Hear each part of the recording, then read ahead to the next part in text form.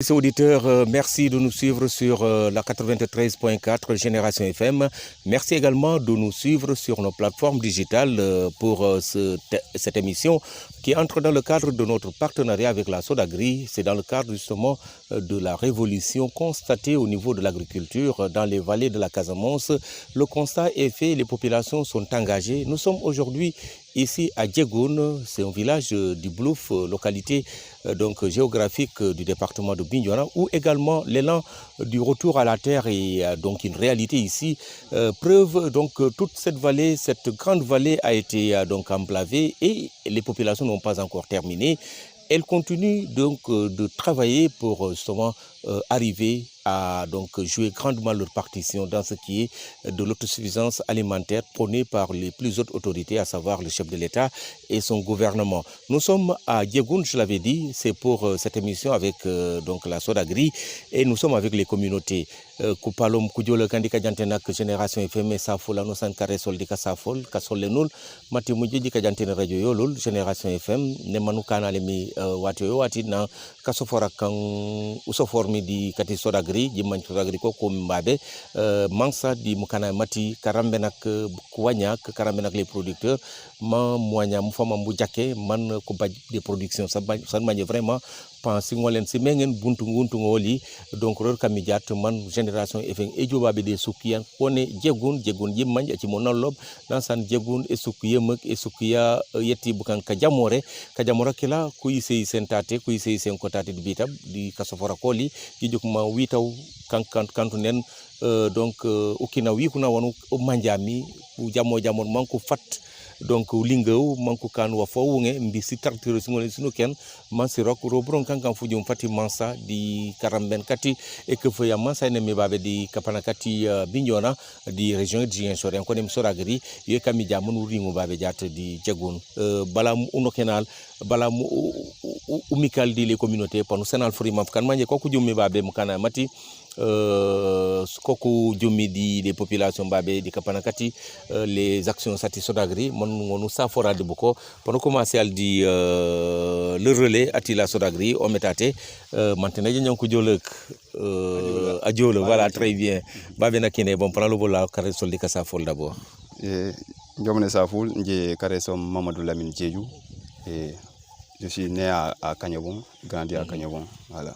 Donc je suis natif d'ici. Barau Kagno tubo ne man klobe mi ko ne ka baje mi kanyo bo boromi wala ponu lu boli jat fujuma fati Sodagri di aw kammi broka boli babe di kaparakati Djegoun. Voilà, nje broka mubom babe donc c'est principalement encadrer les populations ni mokana mati éloignées donc encadrement, sensibilisation également et surtout la vulgarisation des nouvelles technologies. Donc principalement il y a la brocaboli.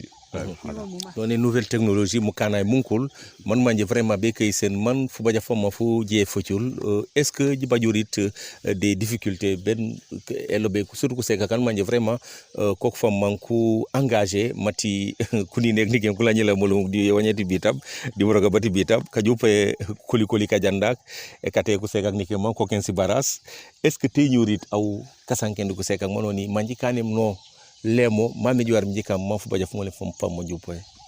Donc mukana matila donc c'est le principal problème majeur ci babé parce que ujuk jat on je on ka wakane nouveau qu'appliquer kati wakane kam bëgg teñi parce que urek jat anaw jak mu kanma may indema donc souvent pana baj des doutes parce que aju ko des solutions maintenant woli souvent wonu prôné mi beregil donc parti yoye kan namanu kanemi parti uyema no kan namol le mbay kan comme ça uyaw jat ay may uyem jatu ban pon juk tay fam man jake donc kan ma jat pan soum quoi donc bi enda ci la lancer ci la donom nya donc sont des essais que nous faisons donc qui vont nous permettre d'adopter les nouvelles technologies si plaît à Dieu parce que après la récolte les gens voilà feront des comparaisons et voilà.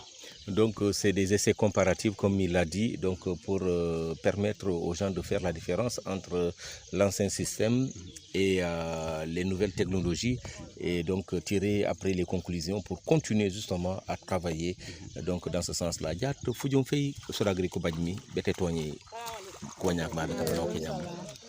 Donc, Sodagri, il y a pour accompagner les populations, donc souvent pour émettre à leur disposition des semences. Donc, d'habitude, les gens utilisent les semences traditionnelles. Donc, alors que avec les changements, souvent, avec certaines variétés qui sont des variétés actives, c'est-à-dire des cycles, c'est donc par rapport à l'hivernage, donc en collaboration avec la météo, donc on peut avoir l'idée de l'hivernage et savoir quelles sont les variétés qu'il faut utiliser cette année. Voilà. Donc c'est surtout ce que nous faisons. Et Aoudi Fujumi di Badjukeri, est-ce que Babé vraiment Hamayoto? Bon, Hamayoto, mais le problème majeur c'est le matériel. Mais Hamayoto vraiment, Hamayoto, parce que vous dites qu'il y a Mankanya, Kajanda Kanya, Mankouane comme ça. Tracteur sur une autre Babé. Tracteur, si vous avez un tracteur pour plusieurs villages, donc ça peut poser problème. Donc, parce que on avait prévu pour un tracteur, mais finalement, le tracteur n'a pas pu venir à temps et les populations sont engagées avec les Kajandou pour faire le labour. Voilà, exactement. Voilà, au des sali sembe di Fuju Mafia, bala mu utalbe les populations. Pour nous adjolo mais nyaman manje kasa fo jallo manalo wala jat Fuju Mafati Sodagri manalob apali akami le relais sur le terrain bare Oufel manalo wala jat, quels sont les efforts que la Sodagri a eu décané pour au bénéfice des populations? Pani mundi lob d'abord remercier les populations de Colomba. Parce que Birin Sunken Kokre Kassofor, manko commencé un projet en clové PABIC. Donc, wano savanu jike au départ tenir. Et dans ce sens que on a voulu les accompagner. Mais accompagnement accompagnement est à Sodagri. Donc on a mis la semence, on a eu la semence pour nous l'année di borokam. Donc j'avoue que c'est une population de manje et sun brok. Parce qu'à chaque fois ils sont disponibles. À chaque fois aussi, il y a une difficulté, une difficulté. Et on est présent. Donc l'accompagnement de la Sodagri, comme nous l'avons dit toujours, la Sodagri, la mission principale de la Sodagri, c'est un développement rural intégré. Mais en tout cas, le monde rural, en tout cas, la Sodagri y est. Mais principalement, la culture est éloignée. Donc, le principal est à la Sodagri. Donc, une spécialité de la Sodagri, on pourrait dire que la Sodagri est éloignée. Donc, tout accompagnement la Sodagri est présent. Et Sodagri, Maligen, Lolof, Kafef, Kati, Mansa, les producteurs, Kankan, Diat, le matériel, Kokdelob, Diat, Bajene, Pankou Nyali, Pankou Pureli, di difficulté siken, Diat Aurin Lotate, Ponjuk Mati, Bitabu, Pincho Mama, Mati, Kouanyali, problème qui est là, Diat, voilà comme Wab Mekane Fujuma Fati Sodagri, dit le travail de plaidoyer au bénéfice des populations. Nous le faisons tous les jours. Le travail là, c'est comme aussi des émissions décentralisées au niveau des vallées. Les populations, nous le faisons tous les jours. Et il a fait que c'est des populations très organisées. Au niveau de la Sodagri, c'est l'organisation des producteurs. C'est-à-dire que nous organiser pour accompagner. Parce qu'on ne pourra pas mettre un matériel derrière chaque producteur. Ce n'est pas possible. Donc l'organisation est quand fondamentale. Donc nous organisons, on est en train de voir comment les accompagner. Mais dans la zone, dans la zone du Boulouf, je pense que Bobaj des tracteurs sans babé, pour que ça soit manquoigne, et cette année ils ont fait, je crois, 20 hectares, 12 hectares. Donc les 12 hectares, les tracteurs manquent.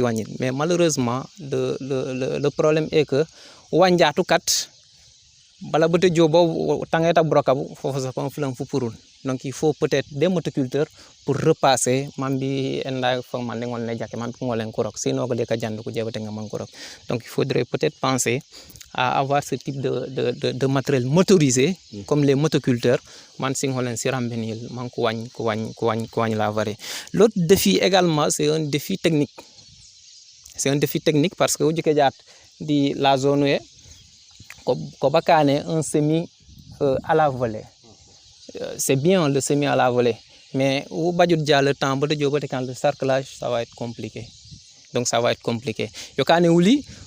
Comme nous avons des espaces familiales et communautaires, on ne préconise pas trop les herbicides parce que les herbicides niquent si donc il faut manuellement en attendant peut-être de l'aspect familial à l'aspect industriel. Mais comme nous sommes dans l'aspect familial, on préconise à ce qu'on utilise on fait le travail manuel une durabilité. Les herbicides comme ça, les herbicides peut-être impacter négatif les terres. Donc ce que nous faisons, d'abord à ce niveau, à chaque fois le travail pour éviter parce que c'est des exploitations familiales. La façon de faire le semis, c'est pour cela même nous les invitons cet après-midi à aller voir ce qui se fait à Tandouk. Donc à Tandouk, le semis en ligne et en poquet. Donc pour faire le cerclage, c'est facile. C'est extrêmement facile. Mais là, pour faire un cerclage ici, beaucoup de choses coûter. Parce que mais non, ça nous canne ligne et en poquet. Ou même il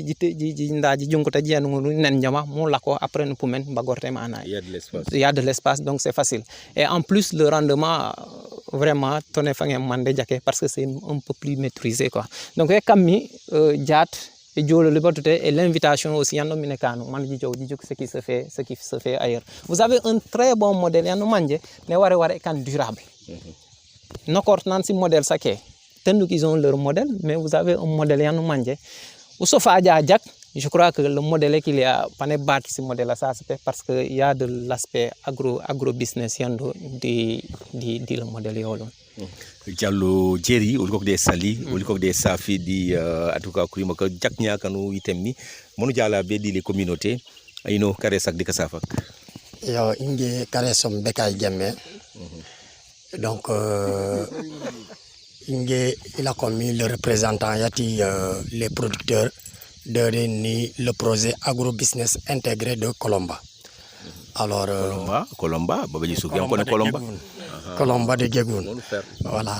OK, donc naman Diallo Apollo ñane le beno. Alors l'aspect yal manjimi yo wolu ngalmi pour le projet ouye, c'est-à-dire c'est l'agro-business intégré. Alors, toutes choses, des étapes, ça nous blébé, engar manu diaw. Alors, comme les populations aussi sont liées à la terre, les familles aussi sont liées à la terre, il y a un certain mécanisme pour jakmbisile musilakoto ni bukanak kamanji mi koko mini borokap. Donc, en premier temps, on avait amené un géomètre pour la structuration des différentes parcelles. Pour mbi kajom ano sana jalo minani ngi bengar mo fo mumbo nangolen angar mo fo mola parce que amman superficie ya mo fo mola mo ndemi mo bajmi famille ano sam pop e baba e mamman putumbu yo e bajmi donc sur ce yo ngalol mi de refinkin et emite yekobtenay yati brokabu ni le pôle agro business intégré yati Colomba yati Gegoun en protection ni un grand projet Yati Ardi, association pour la rénovation intégrée de développement. Donc yo yakila ananu manje pop o mini kesofololi et omu Dakar à l'occurrence de Kausu Diamé. Donc o akila o yombole pop mukana majupoe pour broka boli lidere mamongole mbujaw anyama donc ni yo yakila donc ulu sasal mum kati soragri mati jat mon ujaw bebe tanonya grâce ni buko accompagnement yoli en dotation de semences et aussi des intrants, voilà, je dis des intrants, il y a des intrants bio, on a vu ici. Donc, il y a communiquer, utiliser thinking pour expérimenter mankujuk rendement yankore me kubaj. Donc, ku cellule se mam ku bañ ku croiser les bras ku cellule anan manje wabli betonyeli na lo boli funa ka fe ma jikan ore funa ka fe ma jikan ore tike ni jungolen jipaka ni bachara bam kana kula ko enmi parce que il fut un temps bu kana ku exploiter toutes ces zones là mais na bu kana ku jalo mi ni ku baj accompagnement eti la soragri je pense que kankan jaat bu kana ku sembe yan manje on fait une exploitation communautaire et nous tchab par des familles.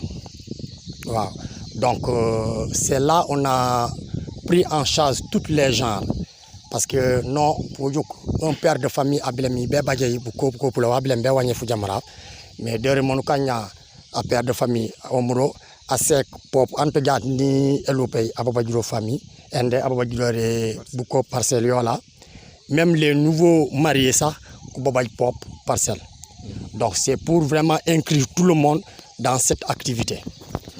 Voilà, donc il y a qui mis accompagnement yan la soraguri comme que souforo be fna fa jat alhamdulillah ko baka tebe reor mais rone tebe kila na man club nya eno babe parté yes a été réservé pour un motoculteur yawore ne jolen et kanoli le labor mais totok pop le gars a nous négocié mi wata yana wori majo man avancé momak donc yakimi angolenta ringu babe ni le délai qui a été prévu les populations avec leur motivation et l'engagement ni pop o me an manji mi funa ko funa omtate ni elobile a jimbuntan ko kanya man ko ngoru jandaw man ko rok broka bawe bajo ko nyamam donc yakimi wol koko ne sali momak ni lobby mati inshallah rabbi tanko koko to ni e tonyolier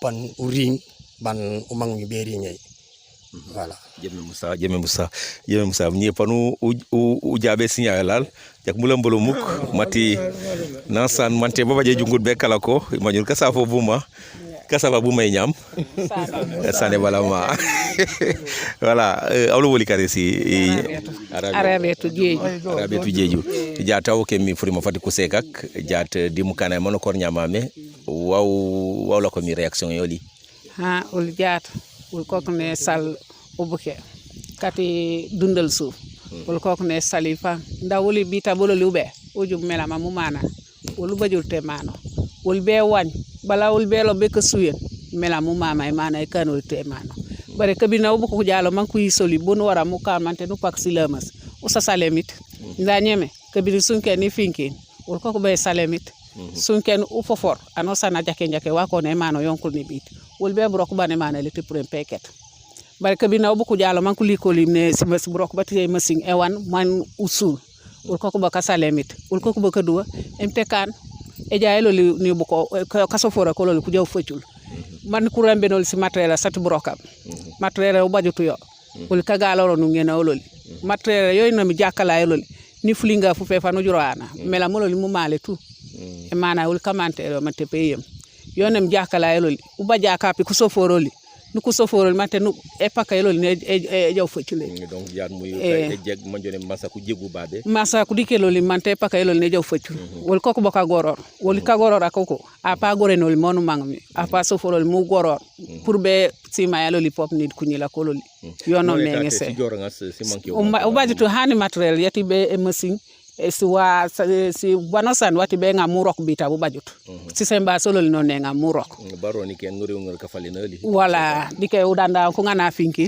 kalli butu mafosa mbunga kadanda mu wan yo enda be simitigo ba yanka dembe ka yola panku dupo bampanji mnyibo yo nanki woli pamfa mo no ken ni ka boteni yak yo ena mu mamma mansa ku bonket ku dike lol ni bolem ka bololi wol ko nu lem ka wolol ku dike loli sujora nga sangi sola mi sate wanyei elongei elongei tu umama kayo ko sake mana tu mama ko sulak e matre jora e matre e sulemi yo popu mama njira mbeloli woli mono bita pu won bone manu mang bobe bike man o nightinge o kabo semba si ngolent bare ne ngolen hani ka fos lekula kurare bita mati wa wolum mamang buronga no manjali to bare ne ko nyeme wolu ju ko mati duniya yelema wolu mamang ka yelema mo man duniya bu yomi e jaayno moyno mi woli mo koko ne law mansa ku bonket ku jikelol kalola kan konem kolomba ku mama manjegun suke mansa ku dikelli manko rambeli ni matériel kalola kat ku jeme ko ndak e koko yabami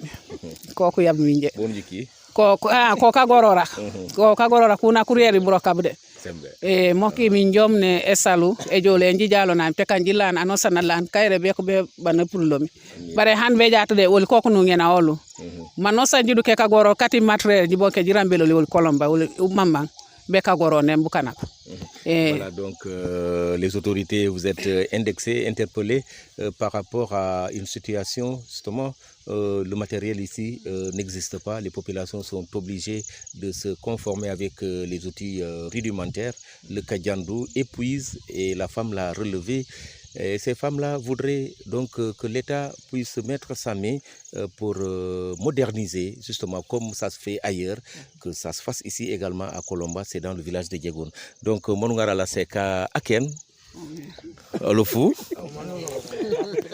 Alofu neno pankudo e monko ne amte kanu bak kare sadi kasafak nami irogo na ban ni falle ni ban na be ka bak pole be ya yo assalamu alaikum de kare so may mun jeju sumay yo jomne safo ni salo man jiroko na atiyo ma bamba ka sankina ta to na ka sankin kati ka benen cep ul ko kuni ka duwu ku yila ku bu cekatela na procès ku yi solidaire Diegoun yati Kolomba udu sasal u kankan suncen finci lalla nu benen kadi mana yodo buntu ngam e mana yoyiro e banort yati sunce yiro e banort yati finci pe tokuro ndeysaan simita susu tulene imdere kala kuce parce que lu melamu mo lo e wala ma e mi telu da chemela me daw mela me daw finci sanete oye la turoko leti procès le turoko parce que finci mi emite melam bajutu finci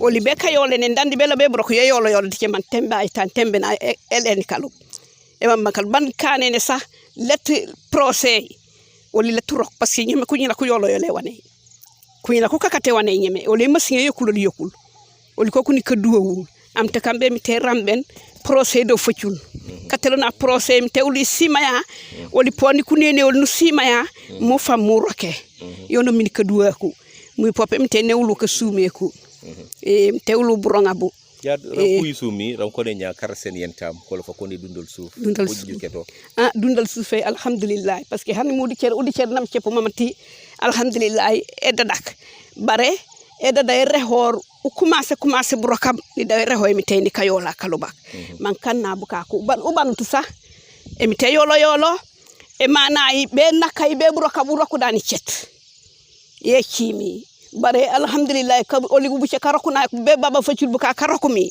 aw dewdo ko mamati dundal susoy e dadak ni sima singa san girena sono mine lay sima singa yiwul sima singa sate wana sati e kane tracé sono fang mu mangi parce que ume agnolo mu me ona sancena wa fona do ce woli tanon na woli si de mi no kor meno en il falle yang broka bati finci urora ku finci yakono sanu pisali yokna kadi ceror babare ke sula ko kuri wori wo hani be dati njiba not ke sula kumbansa dati ngeje embe bo e mana e commencé que preno ko susule ke mana e prene yoy ne ka commencé kansina baba mana o toke babu tu e mana e me prene ye me prene tu o di ko kuni ke sula ko be jaat parce que wat e nda si bagasa si badoye man si rambenol ke sula ko tiche o le sini la sponsilo en watit o na ko ke betey o ko kore betey ma bu jobe pak julodo gumblo jebe yo atio me ona sankena wone na kariben kiran belor si bagasa ti brokaso satika suulaku sate wanay e so pigi soforoli mi am baraka am te kambe mi terambe law ñena law ribor procès ne do facul e am baraka. Voilà, donc kat sodagri jijanjam frima panu ngara la ni fana bala mu ngara e kamana nyam bulumuk ani fana ulofu kuni fana kmalegen no tangyolu urunya mo bajo tete joyi banko no jikama no muy ejoji wañ manko sega kujo ku rok façon yanku rokemi ko yono yetino bare jaad abun jukumi façon yu ko le nyam yetti brokame manay njom ne safo mi ko tire joy kare sak di kasaba Mamadou Lamine Gemme njom ne safo fanfan teni la ne kana na fa na tidi projet wolo mini kadade na ko kunyela ko escasofori la manku so lit manku rok buraka bati no ne obe oli no koli nan kunyela ko bol mi ko ne ko kuderi be wan ende udando no ni tanami der be wan udando be kambu ko ni ko be ngaru simasi bon jonda legi manuli unde ungaru simasingas uletuan na no oli ko ke manu sini la se fallen be kambo ginga mangi kan fere ke leto no da daudo ko sunjan alhamdulillah rabbil alamin sunjan batrasir burom badu kuti yolu ku ke kam baba kopo ni kuya mafos enda bare ni daw kan baba karamba ko baba kasula kolbo ku sunsum enak mafos am per yani ko mambeban bare ko bantu mom nawdi kami none man te kana roy num fiye kula moludo lokal ne mawkana ni na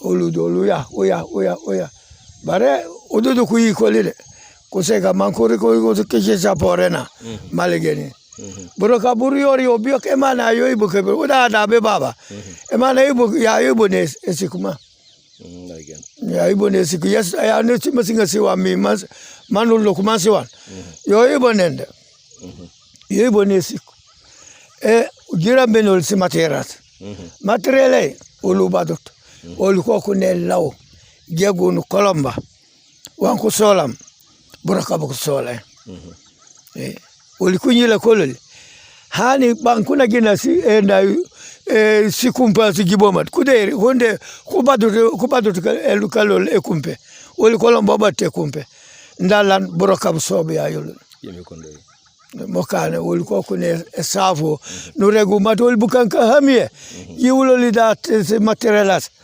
atike pangolen uring tan war uring amtika nuri ngata panungole nuri inshallah tonere kare sak di kasavak Ibrahima Gemme lo fuma jegun kolomba lo fu Ibrahima lo fu jakun koli camera njiko liorit vraiment mi janjam kasankena wano di kabenento wangi bam be ka benento parce que ko bam man presque la bay tout wani bam be ka benena to wona woy mukana mawle lu tout motisile mas tout matériel